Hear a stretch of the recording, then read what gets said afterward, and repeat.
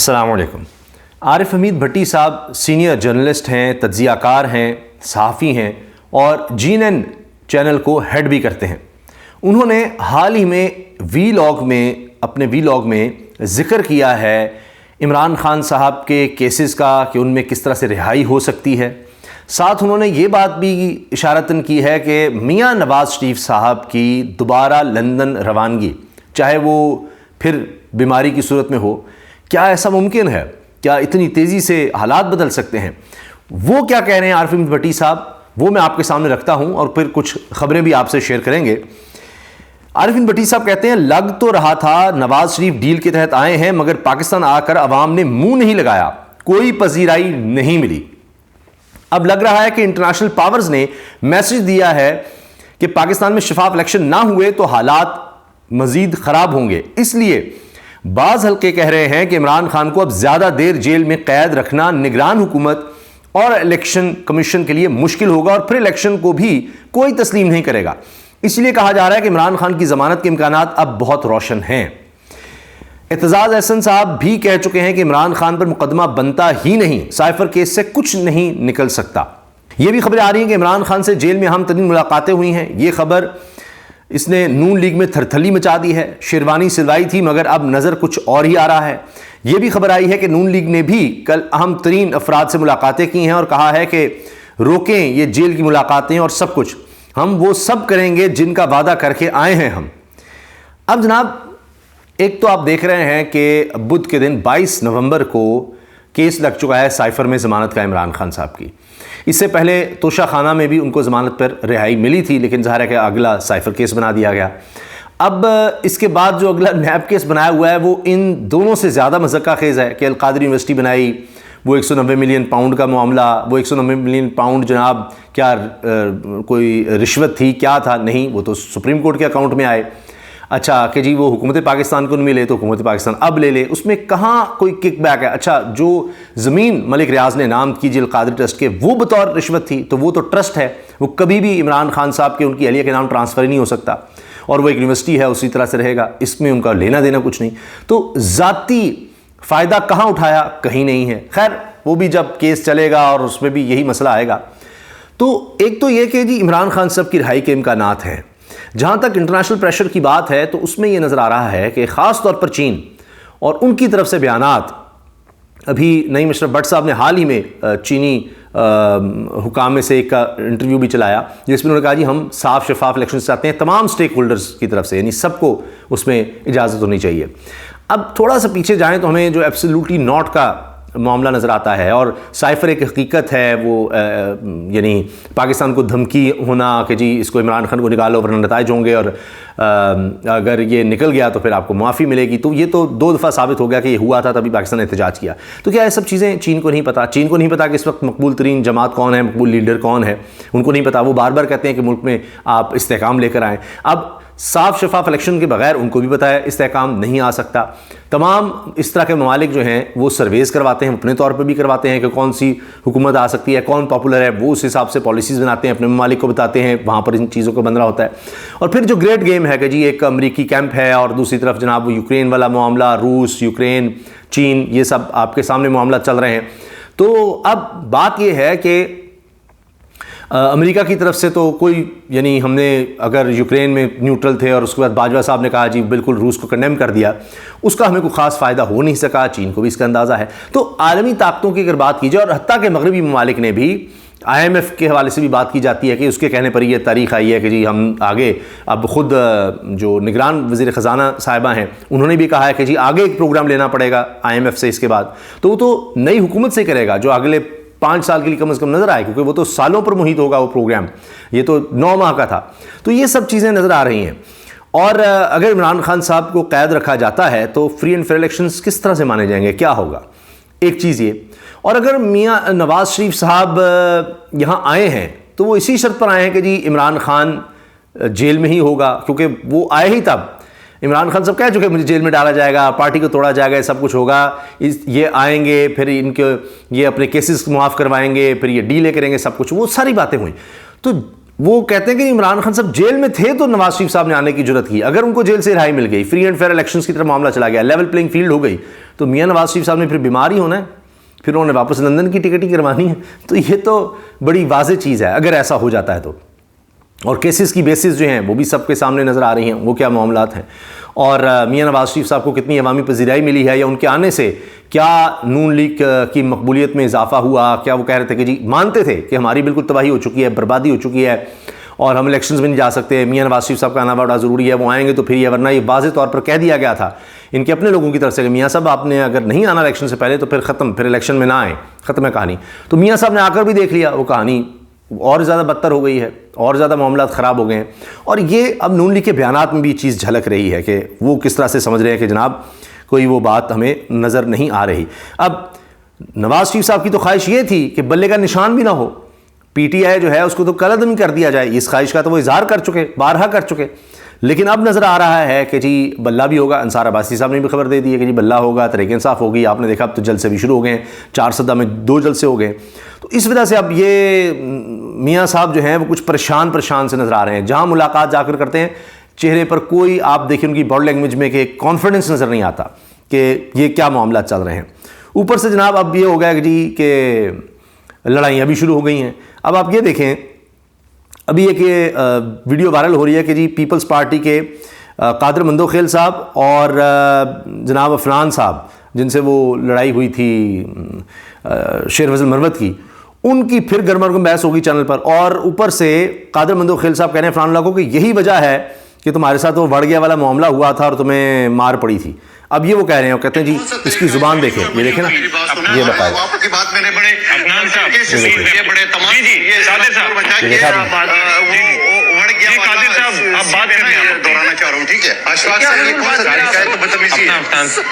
کیا فضول بات کیا ہے, کیونکہ قادر خان نے کہہ دیا کہ یہ بدتمیزی کہہ رہے ہو تم, وڑ گیا والا سین دہرانا چاہتے ہو کیا. تو یہ اب پیپلز پارٹی اور ان میں جناب معاملات خراب ہو رہے ہیں.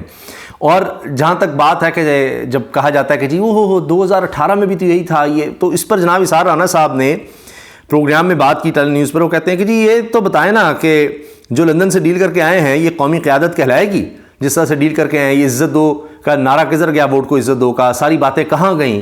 تو یہ تو سارے اس طرح بدل کیسے گئے ہیں, حالات کیا ہوئے ہیں. اور پھر کیا نواز شریف کے دور میں بھی لوگوں کو 15 مرتبہ ضمانتیں ہوتی تھیں اور پھر بھی انہیں جیل بھیج دیا جاتا تھا؟ کیا عورتوں کے ساتھ اس وقت یہ ہو رہا تھا جو اب ہو رہا ہے؟ کیا اس طرح بھی ایم پی او ان کے خلاف ہوتے تھے؟ کیا تب بھی جج کو کہنا پڑتا تھا کہ آپ پریس کانفرنس ہی کر لیں تو جان چھوٹ جائے گی؟ یہ جناب اسحاق رانا صاحب نے بات کی. پھر آپ یہ دیکھیں کہ اب میاں صاحب کے لیے مشکل یہ ہے کہ یہ کہا گیا, ان کی طرف سے کہا گیا میاں نواز شریف صاحب آئیں گے تو مہنگائی کنٹرول ہو جائے گی, حالات بہتر ہو جائیں گے. جبکہ الٹا اثر ہوا ہے کہ میاں صاحب کے آنے کے بعد ریکارڈ اضافہ ہو گیا مہنگائی میں, ہفتہ وار مہنگائی کا ریکارڈ ٹوٹ گیا ہے. اور یہ سرکاری اعداد و شمار ہیں. یہ حالات کر دیے جی میاں صاحب نے آ کر, ان کی چہیتی نگران حکومت نے جو وہ خود بنا چکے ہیں, بڑی خوشی سے انہوں نے بنائی.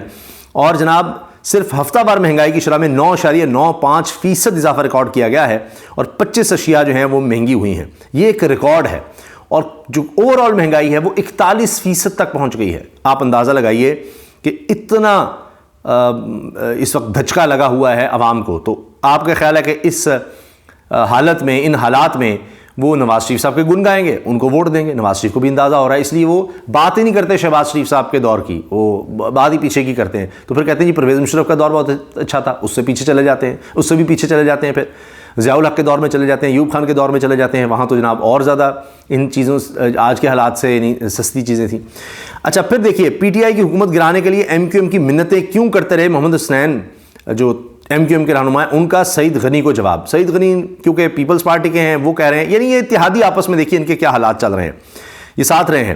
کیونکہ انہوں نے کہا کہ جناب سعید غنی نے کہا کہ ایم کیو ایم جو ہے اس کی حالت بہت بری ہے, اور وہ ایک بھکاری کی طرح ہے کہ ہمیں رکھ لو, ہمیں رکھ لو. اب ان کے پلے کچھ نہیں رہا اور یہ سارا تلاش کر رہے ہیں. جب یہ سعید غنی صاحب نے کہا تو آگے سے جواب بھی آنا شروع ہو گئے, اور انہوں نے کہا کہ جی یہ تو اب ایم کیو ایم تو ختم ہو چکی ہے, اس کے کچھ بھی نہیں رہا. تو اس پر انہوں نے کہا کہ جی پھر آپ تحریک انصاف کا ساتھ چھڑوانے کے لیے ہماری منتیں کیوں کرتے رہے؟ اگر ایم کیو ایم جو ہے کراچی کی سیاست کا مردہ گھوڑا ہے, جو سعید غنی نے کہا, تو پھر آپ یہ کہہ دیں کہ آئندہ کبھی بھی آپ ہم سے مدد نہیں مانگیں گے یا ہمیں نہیں کہیں گے جی حکومت میں آؤ.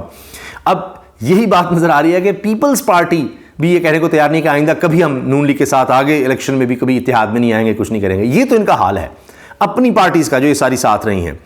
تو یہ صورتحال ان کی آپس کی لڑائی کی ہے.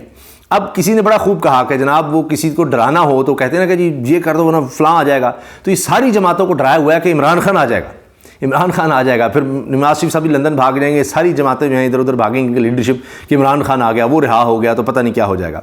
اب حال یہ ہے کہ آپ یہ دیکھیے کہ اپنے محسنوں کو بھی بھول رہے ہیں. وہی خواجہ آصف صاحب جو فون کرتے تھے سابق army chief general Qamar Javed Bajwa کو اور بڑے ان کے گن گاتے تھے اور سارا کچھ, اب کہہ رہے ہیں کہ جناب یہ ان کی پالیسی ساری خراب ہوئی ہے, انہوں نے برباد کیا ہے کہ افغانستان سے 40,000 لوگوں کو پاکستان لائے, ہمیں بڑی بریفنگ دی تھی کہ جی بڑے اچھے لوگ ہیں, فلاں ہیں, یہ ہوا ہے.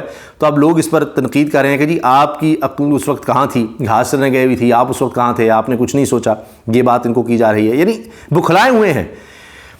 اور خبر سنیے, جو عمران خان کے خلاف کوئی خبر لایا کسی بھی طرح تھا, اس صحافی کو اب اس وقت پی ٹی وی میں جاب دی جا رہی ہے. اسی طرح ایک اور صاحب جو توشہ خانہ کا لے کر آئے تھے معاملہ, ان کو بھی نوکری وہاں پر دے دی گئی ہے. جو آپ بل ادا کرتے ہیں بجلی کا, اس میں بھی وہ پیسے کاٹ رہے ہوتے ہیں پی ٹی وی کے, تو ان کو تنخواہیں دی جا رہی ہیں. اور کون دے رہا ہے جناب, مرتضیٰ سولنگی صاحب دے رہے ہیں, کہنے کو نگران ہیں. لیکن ان کے حوالے سے جو چیزیں سامنے آئی ہیں وہ ہے نگران وزیر اطلاعات مرتضیٰ سولنگی 2,32,00,000 روپے کے اثاثوں کے مالک, خود کے پاس 1,27,00,000 کا گھر, اہلیہ کے پاس اسلام آباد میں 2 گھر ہیں جن کی مالیت 31 لاکھ روپے ہے.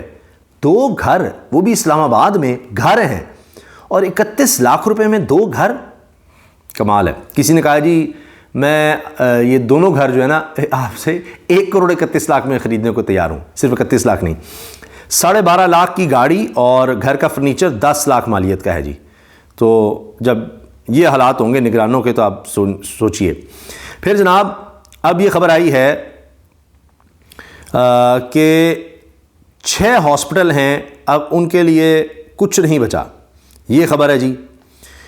فنانس ڈویژن کا ملک کے 6 بڑے اسپتالوں کو 11 ارب کے فنڈز دینے سے انکار, اسپتالوں کی بندش کا خطرہ پیدا ہو گیا. اسپتالوں میں اسلام آباد کے 5 پیمز پولی کلینک سمیت دیگر ہاسپٹل ہیں اور لاہور کا شیخ زاید اسپتال بھی شامل ہے. گزشتہ پی ڈی ایم حکومت نے سخت معاشی حالات کے باوجود میڈیا کو 10 ارب روپے کے اشتہار دے دیے تھے, اور ترقیاتی فنڈز کے نام پر کوئی میرا خیال ہے کچھ 100-110 ارب روپیہ پارلیمنٹیرینز میں بانٹ دیا تھا.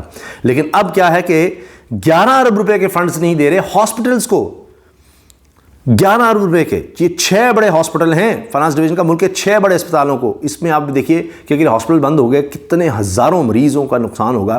تو ان کے پاس جناب اشتہاروں کے لیے 10 ارب روپے تھے, لیکن یہ 11 ارب روپے ہسپتالوں کے لیے انہوں نے نہیں چھوڑے, سارے ہڑپ کر کے کھا گئے. دوسری اسی طرح کی خبر آئی کہ جناب ایف آئی اے نے شوگر مل مافیا کے خلاف وہ انکوائری بند کر دی ہے. یہ ہے جی, عمران خان نے شروع کی تھی, آپ کو یاد ہے, تو آخر میں یہ ہوا کہ جی لوگ چھوڑ کر چلے گئے کیونکہ سارے اس میں شامل تھے اور اپنی حکومت انہوں نے گوائی. ایک اور بحث بڑی چل رہی ہے جو عرفان صدیقی صاحب نے کہہ دیا کہ میاں نواز شریف صاحب نے جو عورتوں کے بارے میں کہا ہے نا کہ یہ عورتیں وہاں ہماری پرامن ہوتی ہیں, یہ وہاں پر کوئی ناچ گانا یا دھمال نہیں ہوتی یا یہ نہیں ہوتا. تو اس پر جب سوال ہوا ڈان نیوز پر ان سے, تو ابسا کومل صاحبہ نے کیا ان سے, تو جی یہ کیا ہر دفعہ خواتین کو کیوں اس طرح ٹارگٹ کرتے ہیں, ان کی خواتین ہماری خواتین فلانا, یا آپ کا کوئی مینیفیسٹو ہے نون لیگ کا کہ ان کی عزت نہیں کرنی؟ کہتے نہیں مینیفیسٹو ہمارا اور ہے, یہ میاں نواز شریف صاحب کی جو ان کی خاندانی ایک تربیت ہے اس کا عکاس ہے, یہ خاندانی روایات کا عکاس ہے, یہ جو انہوں نے میاں نواز شریف نے بیان دیا ہے.